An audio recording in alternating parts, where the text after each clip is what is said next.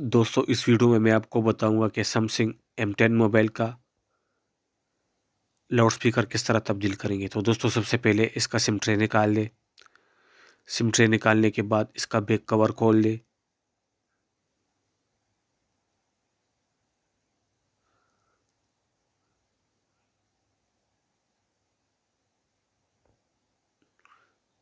Back cover खोलने के बाद इसके नीचे हिस्से के जितने भी पेज है सारे पेज खोल ले, एक भी पेज बाकी नहीं रहना चाहिए।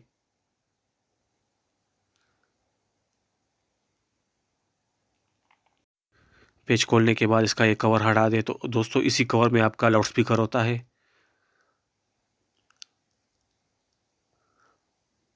तो आप इसको इसमें दूसरा नया लगा ले लाउड स्पीकर, और इस पर एक कवर लगा ले। कवर लगाने के बाद इस पर पेच लगा ले। तो दोस्तों इस पर आपने वही पेच लगाने हैं जो पेच आपने इससे उतारे थे, दूसरे पेच नहीं लगाओगे, क्योंकि अगर आपने इस पर बड़े पेच लगा दिए तो ये नीचे स्क्रीन में चले जाएंगे और आपकी स्क्रीन को तोड़ देंगे। पेच लगाने के बाद इस पर बैक कवर लगा ले। बैक कवर को बिल्कुल सीधा इस पर रखकर साइडों से थोड़ा सा जोर दे दे तो ये खुद बहुत फिट हो जाएगा, ज़्यादा जोर देने की ज़रूरत नहीं है।